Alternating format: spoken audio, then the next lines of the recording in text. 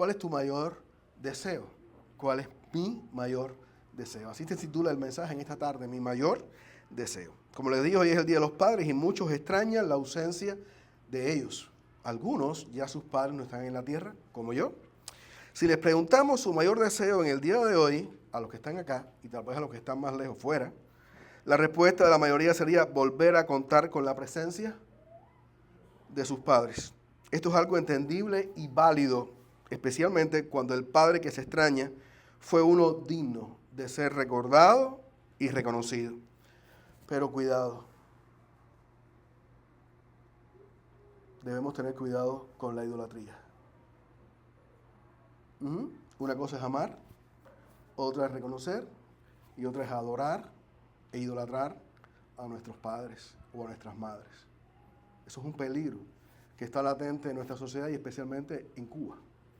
Los cubanos son muy idólatras a la familia, a los padres y a las madres. Y es realmente peligroso. No podemos poner a un ser humano por delante de Dios, pues hay un solo Padre,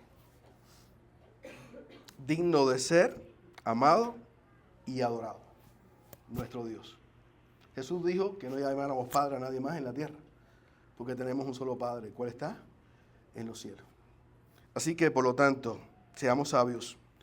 Nuestro mayor anhelo en este día y siempre no puede ser otro que conocer a Dios y experimentar su presencia constante en nuestras vidas.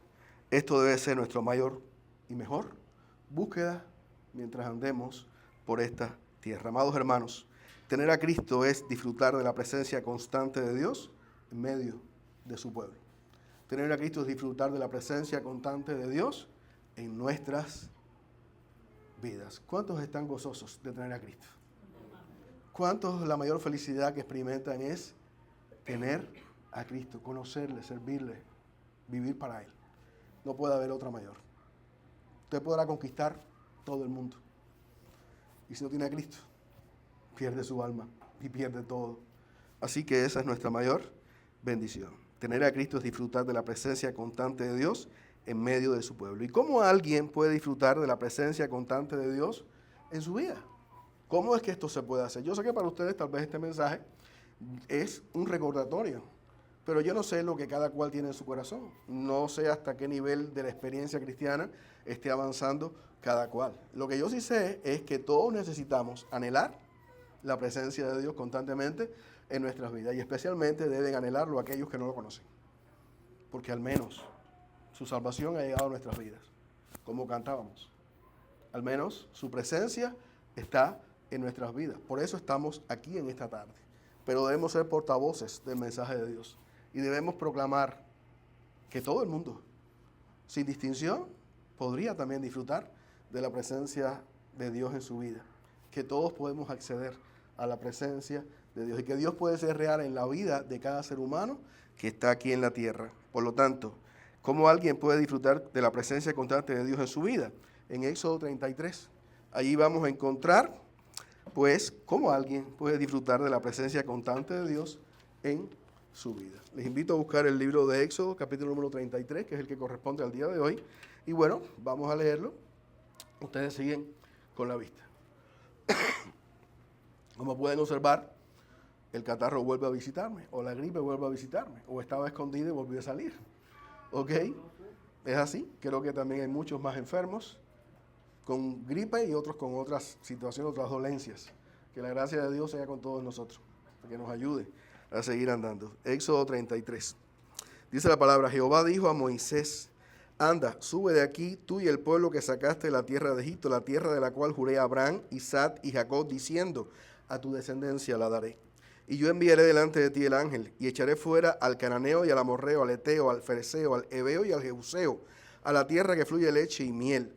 Pero yo no subiré en medio de ti, porque eres pueblo de dura cerviz, no sea que te consuma en el camino.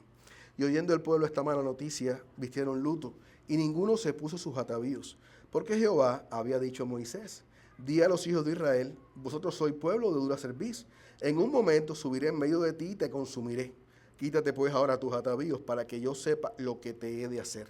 Entonces los hijos de Israel se despojaron de sus atavíos, desde el monte Horeb.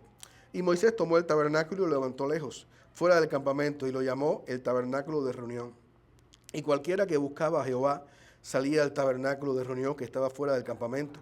Y sucedía que cuando salía Moisés al tabernáculo, todo el pueblo se levantaba, y cada cual estaba en pie a la puerta de su tienda, y miraban en pos de Moisés hasta que él entraba en el tabernáculo. Cuando Moisés entraba en el tabernáculo, la columna de nube descendía y se ponía a la puerta del tabernáculo. Y Jehová hablaba con Moisés. Y viendo todo el pueblo la columna de nube que estaba a la puerta del tabernáculo, se levantaba cada uno a la puerta de su tienda y adoraba. Y hablaba Jehová a Moisés cara a cara, como habla cualquiera a su compañero. Y él volvía al campamento, pero el joven Josué, hijo de Nun, su servidor, nunca se apartaba de en medio del tabernáculo. Y dijo Moisés a Jehová: mira, tú me dices a mí, saca este pueblo, y tú no me has declarado a quién enviarás conmigo. Sin embargo, tú dices: yo te he conocido por tu nombre, y has hallado también gracia en mis ojos. Ahora pues, si he hallado gracia en tus ojos, te ruego que me muestres ahora tu camino, para que te conozca y halle gracia en tus ojos. Y mira que esta gente es pueblo tuyo. Y él dijo: mi presencia irá contigo y te daré descanso. Y Moisés respondió: si tu presencia no da ir conmigo, no nos saques de aquí. ¿Y en qué se conocerá aquí que he hallado gracia en tus ojos, yo y tu pueblo, sino en que tú andes con nosotros, y que yo y tu pueblo seamos apartados de todos los pueblos que están sobre la faz de la tierra? Y Jehová dijo a Moisés: también haré esto que has dicho, por cuanto has hallado gracia en mis ojos, y te he conocido por tu nombre. Él entonces dijo: te ruego que me muestres tu gloria. Y le respondió: yo haré pasar todo mi bien delante de tu rostro, y proclamaré el nombre de Jehová delante de ti, y tendré misericordia del que tendré misericordia, y seré clemente para con el que seré clemente. Dijo más: no podrás ver mi rostro, porque no me verá hombre y vivirá. Y dijo aún Jehová: he aquí un lugar junto a mí, y tú estarás sobre la peña. Y cuando pase mi gloria, yo te pondré en una hendidura de la peña, y te cubriré con mi mano hasta que haya pasado. Después apartaré mi mano, y verás mis espaldas, mas no se verá mi rostro. Señor, gracias, porque podemos estar aquí en tu presencia, porque es tu voluntad que vengamos a adorarte y edificarnos con tu palabra. Que tú nos hables ahora a través de ella, que yo pueda ser un instrumento útil para consolar, para exhortar, para edificar a tu pueblo, Señor. Te pido todo esto en el nombre que es sobre todo nombre, en el nombre de Jesucristo, tu Hijo amado. Amén. Así que, hermanos, no hay nada mejor que la presencia de Dios. ¿Y cómo podemos disfrutar de ella? Era la pregunta.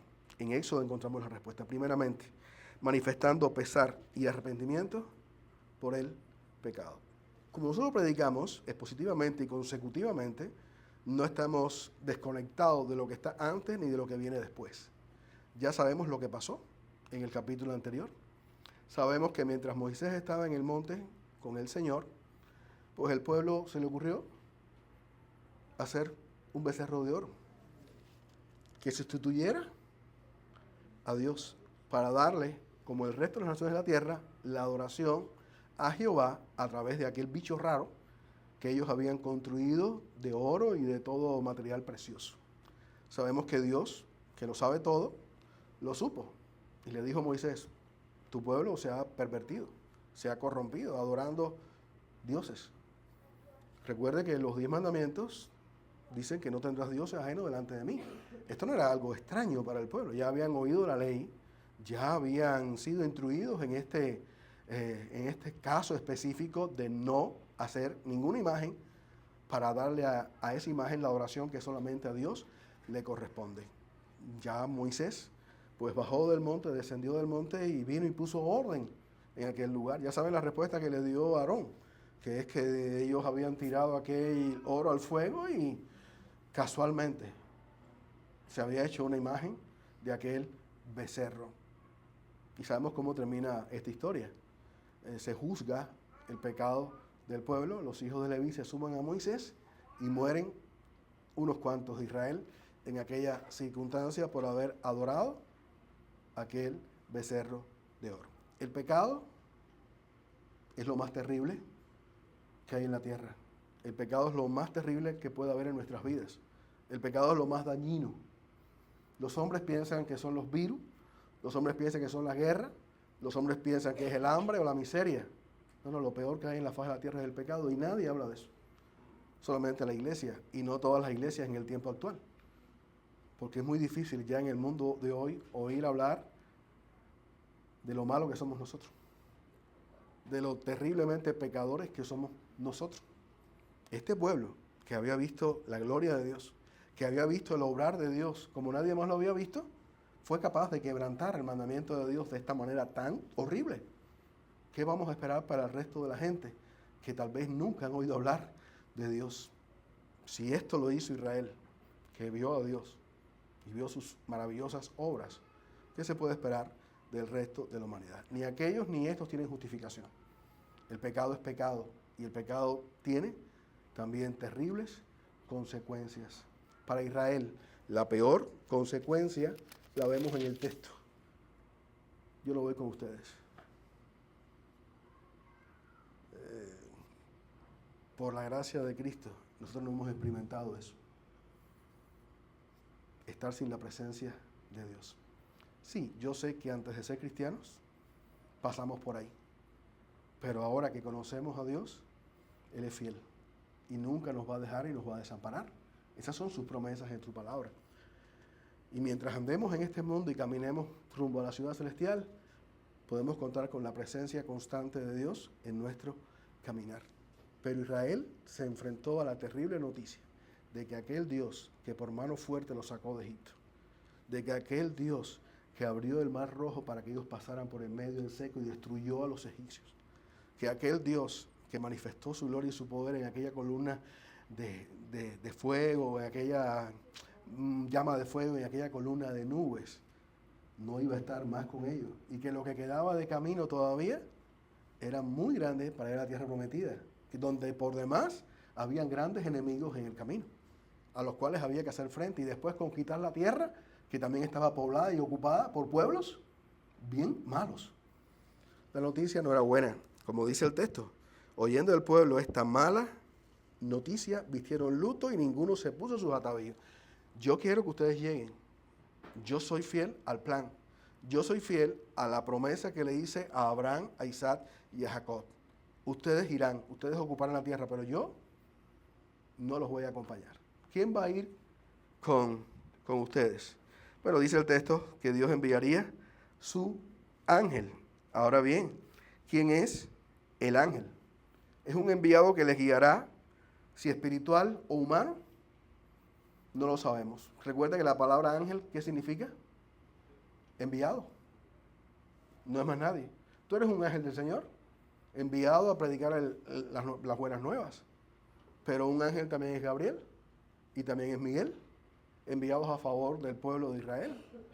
En fin de cuentas, el texto nos explica quién es el ángel. Si es el ángel de Jehová o si es una persona que les va a guiar y les va a ayudar a llegar con bien a la tierra prometida. Y tampoco quiero meterme ahora en eso porque sería especular en una historia que no tenemos del todo conocimiento. Pero esto significaba simplemente que Dios no iba a ir con ellos. Y esta es la peor noticia que podían recibir. Estar solos y sin la protección de Dios era terrible. Para Moisés y para el pueblo que sabía lo importante que era tener a Dios con ellos, no podía haber nada peor. Pero a fin de cuentas, el pecado tiene su cosecha. ¿Y cuál es la cosecha? Que el Dios santo, santo, santo no puede morar en medio de un pueblo pecador. Así que no queda de otra. Tienen que ir solos. Recuerda que el pacto de Dios con el pueblo de Israel es un pacto condicional. Si ustedes me obedecen, yo los voy a bendecir. Si me desobedecen, yo los voy a castigar. ¿Ok? Nunca los voy a incumplir las promesas. Nunca voy a renunciar a que ustedes son mi pueblo. Pero en este caso en específico, Dios retiene su presencia de su pueblo. ¡Qué maravilla! Cuando me monto en un avión, ¿a quién no le da miedo montarse en un avión? No me diga que usted es guapo.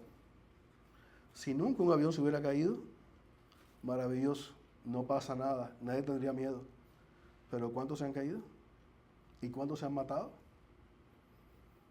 Qué rico es saber que el piloto es el Señor.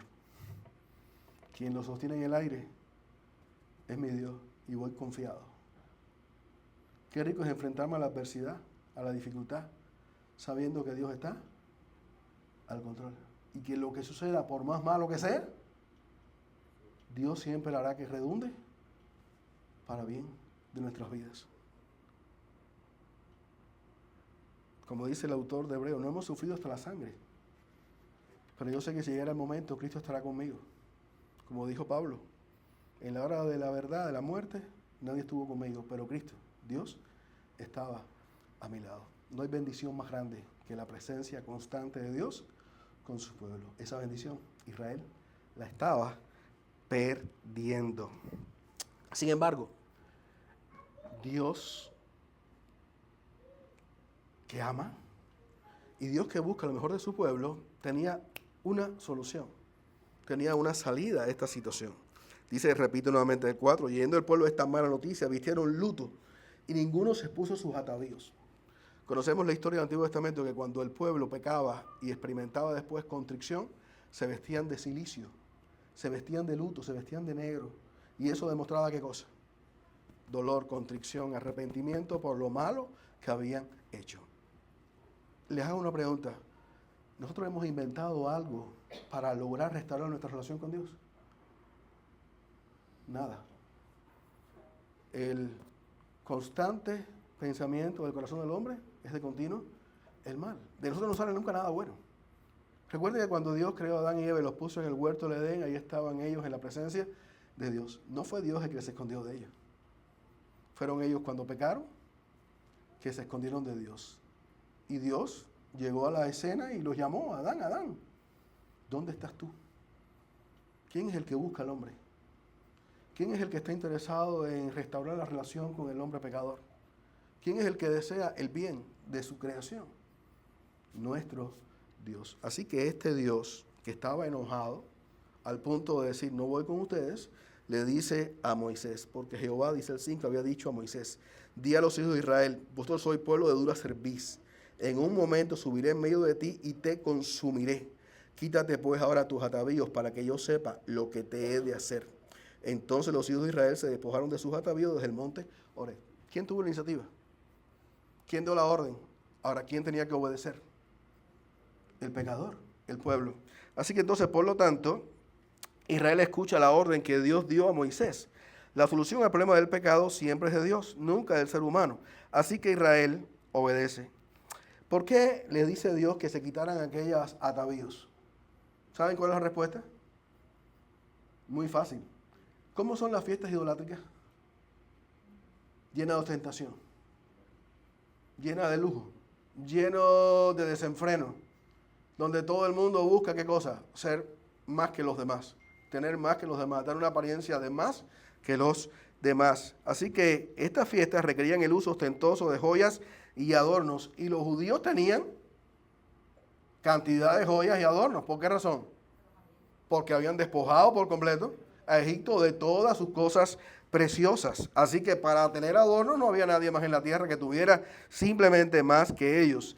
Así que el quitarse las joyas que se pusieron para el culto y la fiesta malvada sería un símbolo de penitencia y reduciría la tentación de repetir lo mismo al tener contacto con los cultos idolátricos que eran comunes en la región.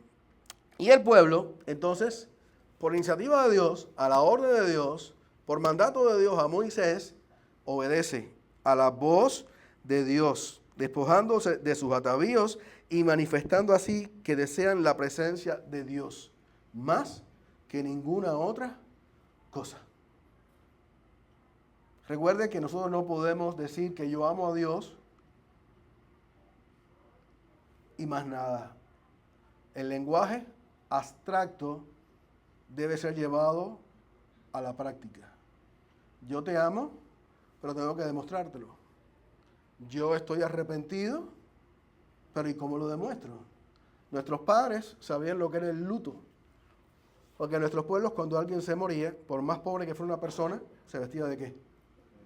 De negro. Y guardaba el luto incluso a veces hasta años por la pérdida de un ser querido. Nosotros, los de esta generación, no sabemos lo que es el luto. No sabemos que la gente se muere y los enterramos, y como dice el dicho, el muerto al hoyo y el vivo al pollo. ¿Ok? A la fiesta, al disfrute. Se le acabó la vida a él, pero a mí no se me acabó. Hoy no se guarda luto normalmente. Hoy la gente no siente pesar cuando pasa algo terrible en el mundo. Así también pasaba en Israel. Cuando pasaba algo terrible, pues las personas manifestaban el dolor por aquello que había acontecido, como en este caso en específico. Así que por lo tanto, el pueblo muestra, ¿qué cosa? Que están arrepentidos, que están doloridos por aquel pecado que ellos habían cometido. El pueblo había entendido que nada es mejor que Dios y que nada es más importante que disfrutar de la presencia de Dios. Así que, despojándose de sus atavíos y manifestando así que desean la presencia de Dios más que cualquier otra cosa. ¿De qué podría servir conquistar la tierra si no tendrían a Dios? ¿De qué puede servir tener la mejor familia si tú no tienes a Dios? ¿De qué puede servir tener el mejor carro si tú no tienes a Dios? ¿De qué puede servir tener el mayor cantidad de dinero si tú no tienes a Dios? ¿Cómo está este mundo? ¿Usted no ve el vacío? ¿No ve el dolor? La miseria que experimentan ¿quiénes? Los que son más ricos, los que son más poderosos, porque tienen todo, pero tristemente no tienen a Dios. Y tantas otras gente, llenos de dioses, llenos de ostentación, pero tampoco tienen a Dios. Esa es la peor desgracia que puede enfrentar un ser humano. ¿Qué valor tiene disfrutar de este mundo y sus bienes sin Dios? Qué triste la condición del ser humano. Quieren lo que Dios da. ¿Sí o no? Pero no quieren la presencia de Dios. Qué triste que el evangelio de estos tiempos se ha vuelto en un negocio. Yo le doy a Dios para que Dios me dé. Tú le das dinero, Él te va a dar dinero. Él te va a dar salud. Él te va a dar éxito. Él te va a dar prosperidad. La gente está yendo a las iglesias, siguiendo caminos y mensajes que no son en nada la verdad, que no son en nada el evangelio, para obtener y traer el reino de los cielos a la tierra, pero sin Dios. Una iglesia vacía, un evangelio vacío, un mensaje vacío de la presencia, de la verdad de Dios. Así que el pueblo mostró dolor, su obediencia manifiesta arrepentimiento, reconocimiento de que necesitan a Dios y su presencia. Amados hermanos, si alguien desea la presencia de Dios en su vida, lo primero que tiene que hacer, ¿qué cosa es? Escuchar a Dios. Dios habla. Dios se comunica.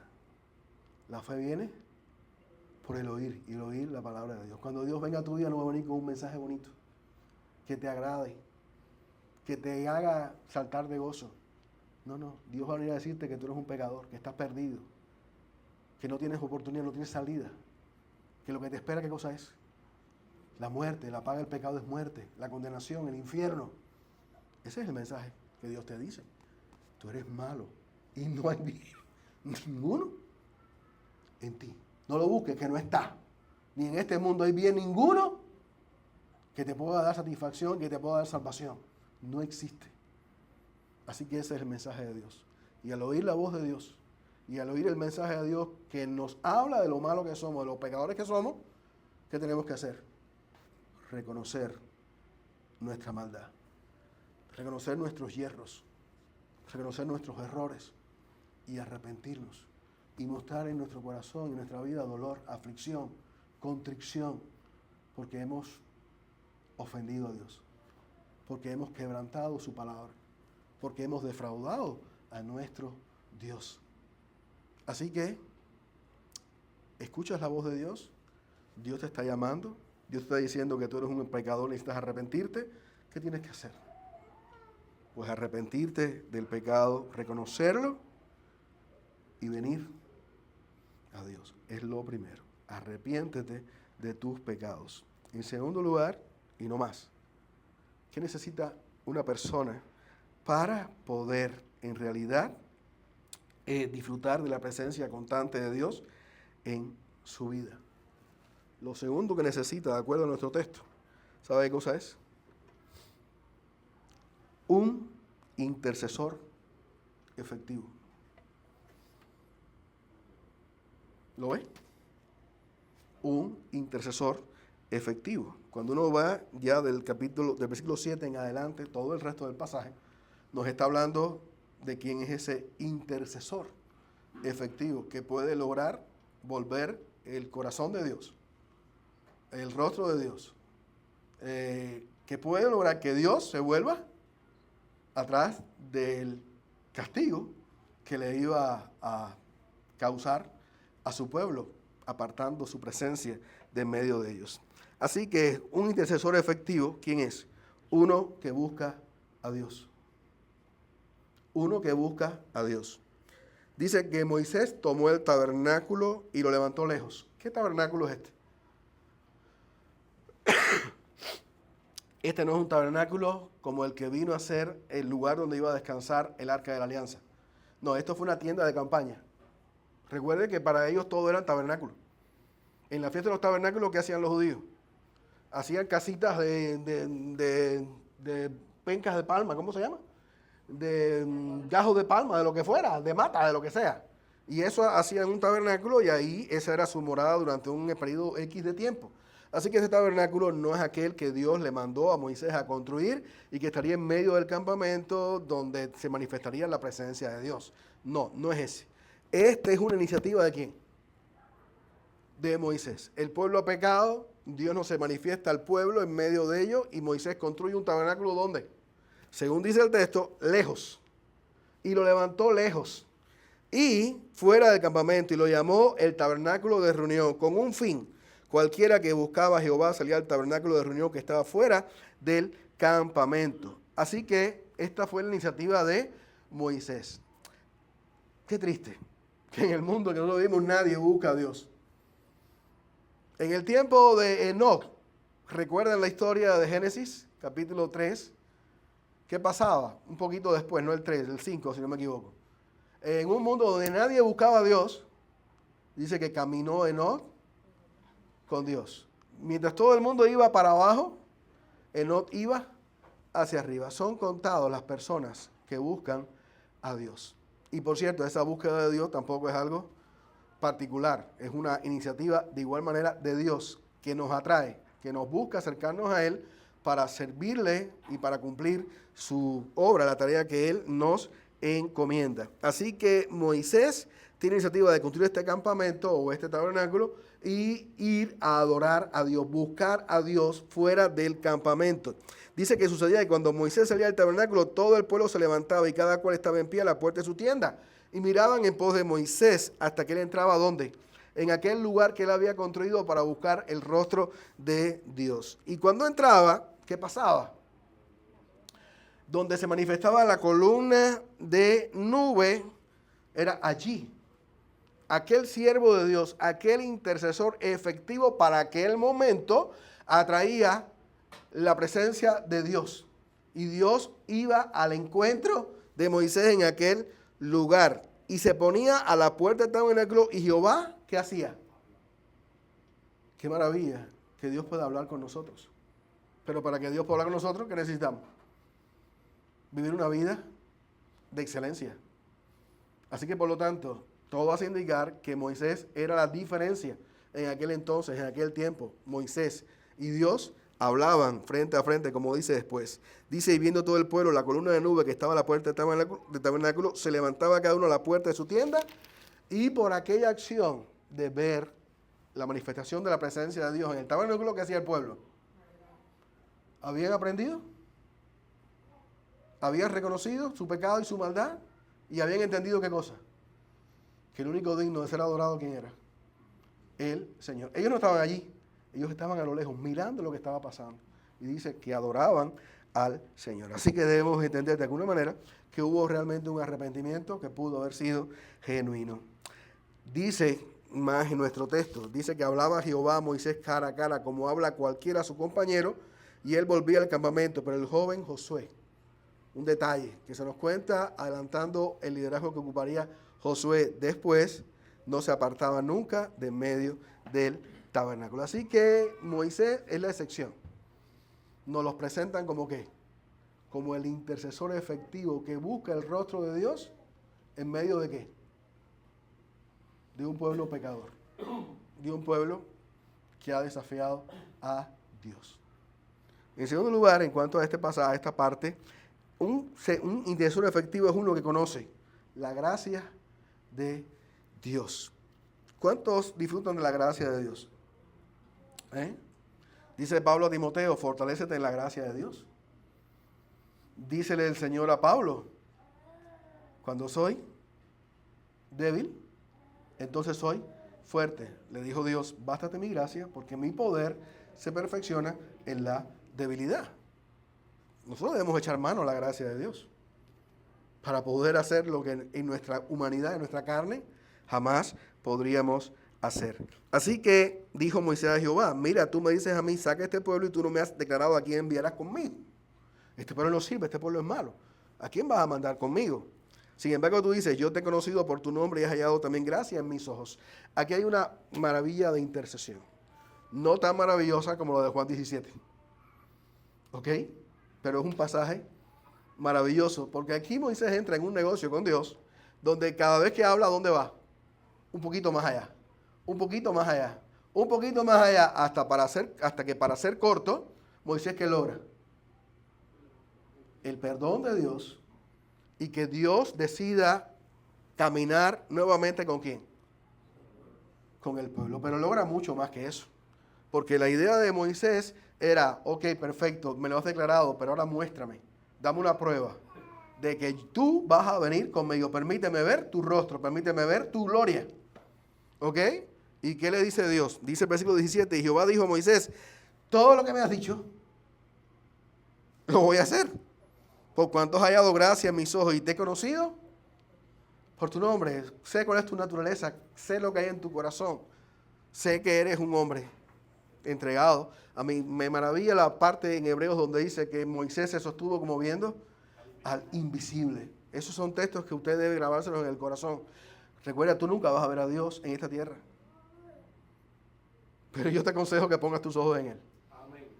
Y que camines mirándolo a Él, y que camines hacia donde Él te está guiando, porque no hay otro camino por el cual puedes andar confiado, seguro, feliz y contento, aunque todo esté de patas arriba. Moisés se sostuvo como viendo al invisible. Y a este hombre, pues Dios le concedió prácticamente todo menos una cosa. Vas a ver mi gloria, pero no vas a ver mi rostro, porque no hay hombre que vea el rostro de Dios y viva. Y esto nos muestra también una cosa. ¿Qué nos muestra? Que aún Moisés, siendo un intercesor efectivo, ¿qué cosa era? Era un pecador. Era un pecador que no podía efectivamente cumplir todo el ministerio a cabalidad. Su pecado también le impedía poder ver el rostro de Dios cara a cara, allá, en su gloria, en su presencia. Y nosotros sabemos que la historia después que nos cuenta la Escritura es que Moisés metió la pata. Y que por causa de haber pecado, no entró a la tierra prometida. Recuerde que no hay hombre que haga el bien y nunca peque. Ni aún Moisés fue excluido de esta sentencia. Solamente hay uno perfecto, solamente hay uno maravilloso, perfecto. No hay más nadie. Cristo. Por lo tanto, no hay mejor intercesor y el que tú tienes que buscar es realmente a Jesucristo. Así que, hermanos amados, este era Moisés, uno que tenía acceso a la misma presencia de Dios, pero no podía ver el rostro de Dios. Dios le concedió todas sus peticiones. Yo voy a ir con el pueblo, me retracto de lo que he dicho, los voy a acompañar porque yo he prometido, yo voy a cumplir. Esta, recuerde que es una de las veces esa que nos ponemos locos, cómo que Dios se arrepiente, cómo que Dios se retracta, si Dios no puede. Bueno, pero humanamente se nos está diciendo que aquel Dios que había dicho tal cosa, ahora reconsidera lo que él había hablado y no hay pecado ninguno en eso. Porque Dios es un Dios ¿de qué? De gracia, de misericordia. Y por eso dice el texto aquí que tendré misericordia del que tendré misericordia y seré clemente para con el que seré clemente. Dando a entender que hay detalles o hay cosas o hay acciones que nunca van a impedir que la gracia o la misericordia de Dios se manifiesten en X personas, por más malo que este o aquel pueda ser. Y dime si ese no eres tú. Porque tú no llegaste aquí porque tú quisiste. Y tú no llegaste aquí porque tú eres bueno. Tú llegaste aquí porque Dios quiso manifestar en ti su gracia y su misericordia. Recuerdo que Pablo le dijo a Timoteo, yo, el más grande de los pecadores. Y sin embargo, Dios quiso manifestar su gracia y su misericordia para conmigo. Y me ha puesto como apóstol a proclamar el evangelio a las naciones. Qué Dios más grande. Qué Dios tan lleno de gracia, de bondad, para con sus criaturas perversas y malas. Cuando hay un intercesor efectivo, va a lograr prácticamente lo imposible de parte de Dios. Amados hermanos, nuestro pecado nos impide acercarnos a Dios. Nuestros pecados hacen separación entre nosotros y Dios. Por lo tanto, por nosotros mismos no podemos tener una relación con el Dios Santo. Solo podemos buscar a Dios si hay alguien que interceda por nosotros. Cuando tú prediques el evangelio, tú no estás hablando de ti ni de tu iglesia. Tú estás remitiendo a la gente ¿a dónde? A Cristo. Él es el intercesor, es el que puede perdonar los pecados. Él es el que puede conducir a las personas a la misma presencia de Dios. Moisés fue el mediador por excelencia en su tiempo. Intercedió por su pueblo múltiples veces y logró muchas cosas a favor de su pueblo. Sin embargo, a pesar de poder hablar con Dios cara a cara, Moisés no podía ver el rostro de Dios y vivir. Y la historia subsecuente nos dice que Moisés, por su pecado, no entró a la tierra prometida. Pero hay uno que vino. Hay uno que descendió del cielo. Hay uno que por nosotros fue hecho carne para convertirse en el efectivo intercesor que todos nosotros necesitamos. Este es uno que es mayor y mejor que Moisés. Uno que no solo conocía la gracia de Dios, sino que estaba lleno de gracia y de verdad, como dice el apóstol Juan en el capítulo 1 de su evangelio. Uno en quien podemos conocer al Padre, como lo dijo sus discípulos, cuando le dijeron, Señor, muéstranos al Padre y nos basta. ¿Y qué dijo Jesús? El que me ha visto a mí, ha visto al Padre. ¿Cómo dices tú? Muéstranos al Padre. Yo y el Padre, uno somos. Así que al ver el rostro de Cristo, ver la faz de Jesucristo, es ver la faz de ¿quién? Del Padre. Uno, aquel que es Dios con nosotros, como anunció Isaías. Su nombre, Emmanuel, que traducido es Dios con nosotros. Aquel que, como dice Pablo a Timoteo, es el único mediador entre Dios y los hombres, el cual se dio el rescate por todos nosotros. Y dice, del cual se dio testimonio a su debido tiempo. Y hablándolo un poco más adelante, dice que dio pruebas indubitables de su existencia, de su presencia, de su muerte, de su resurrección, para que nadie pueda dudar de la obra de Jesucristo a favor de nosotros. De él dice Hebreos 7, 22 al 28, que él es un perfecto sacerdote. En él y por él, nosotros ahora, ¿dónde estamos? En la misma presencia de Dios. Aquel que compró para nosotros en la cruz eterna redención al precio de su sangre. Como dice Hebreos capítulo 9, 11 y 12. Les invito a buscar el pasaje. He citado muchos y por cuestión de tiempo y porque es el Día de los Padres no quiero aborrecer aquí a nadie. No es la palabra aborrecer, es robarme el tiempo, ¿ok? Embutir a la gente de tantos textos y tantas cosas, que todas son necesarias, pero hoy es un día especial y por lo tanto vamos a ahorrar tiempo. Dice Hebreos 9, 11 y 12.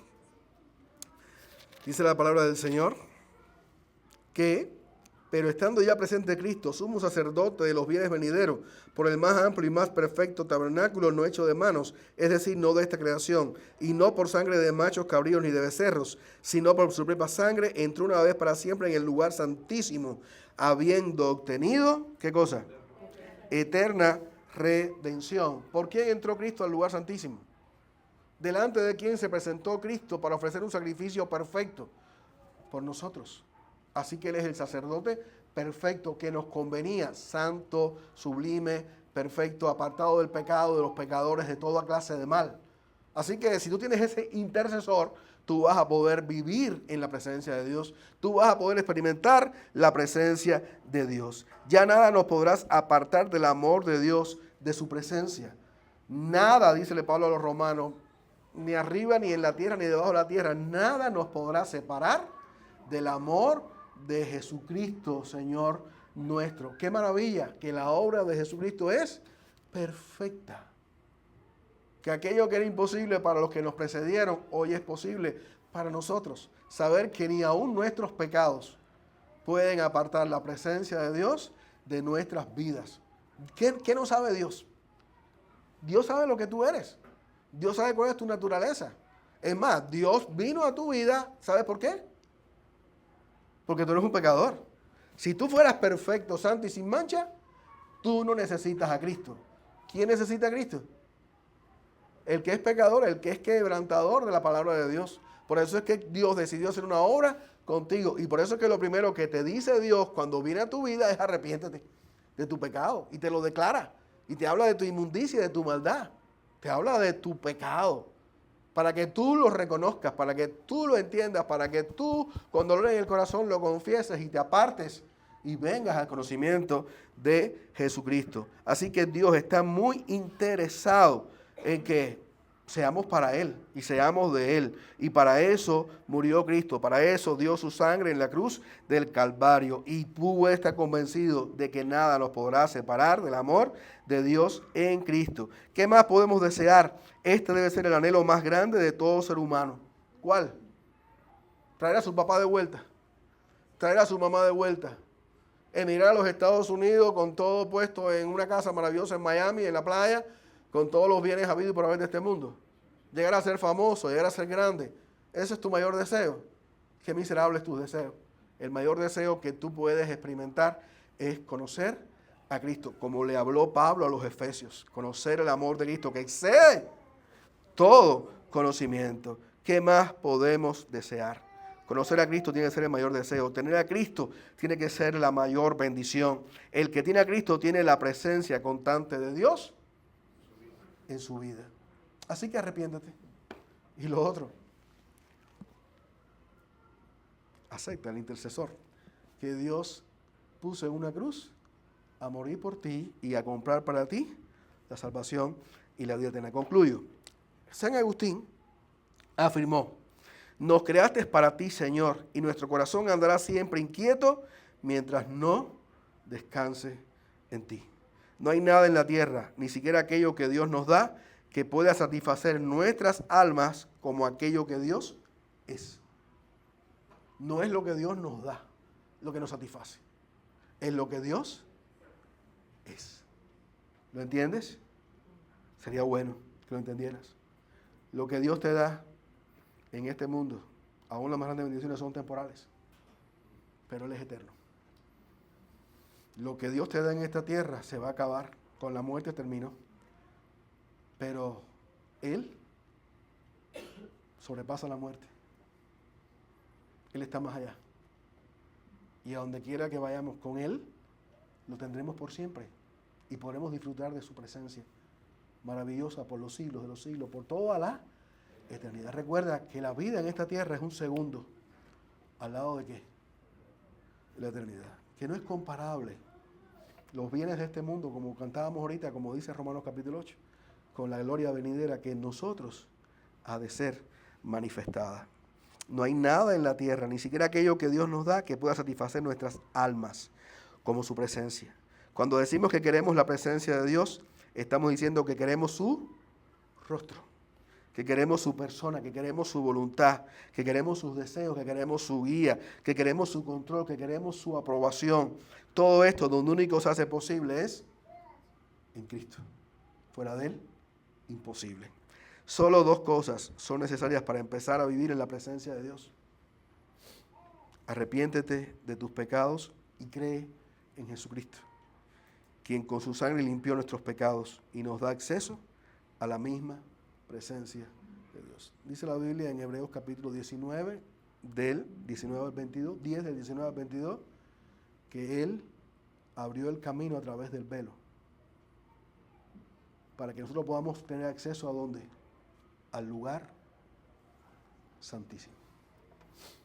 ¿Sabes lo que Cristo consiguió para ti? Lo que para Moisés fue imposible. habitar en la presencia de Dios, vivir en la presencia de Dios y ver la gloria de Dios. Yo sé que todavía ese momento no ha llegado. Yo sé que quisieras que fuera ya, pero no es todavía. Está garantizado. Un día Cristo volverá y cumplirá lo que en su oración sacerdotal en Juan 17 le dijo al Padre: quiero que donde yo estoy, ellos también estén, para que veamos tu gloria y estar siempre contigo. Así que, amados hermanos, el pasaje es un pasaje muy interesante. Es una manifestación de la gracia, de la bondad, de la misericordia de Dios con aquellos que Él ha decidido escoger sin tomar en cuenta sus pecados. Y qué maravilla que nosotros tenemos un intercesor totalmente efectivo. Uno que intercedió por nosotros y logró para nosotros eterna redención, el acceso a la misma presencia de Dios. Señor, gracias por Cristo, nuestro Redentor, aquel que se hizo carne y vino a este mundo, Señor, a padecer por culpa nuestra. Aquel que exclamó en la cruz: Padre, Padre, ¿por qué me has desamparado? En lugar de nosotros, para hacer posible que hoy nosotros tengamos comunión contigo y para que jamás tengamos que gritar lo que Él gritó en aquel lugar, porque tú has prometido estar con tu pueblo desde ahora y para siempre. Él lo prometió. He aquí, yo estoy con vosotros todos los días hasta el fin del mundo. Que esa sea nuestra confianza para andar por esta tierra. Que esa sea nuestra seguridad para predicar tu palabra, guiando a las personas hacia Jesucristo y manifestándoles a Cristo en todo lugar y en todo tiempo. Bendice a tu iglesia, bendice a los padres, y que este sea nuestro mayor anhelo, Señor, tu presencia. En el nombre de Jesús te lo pedimos humildemente.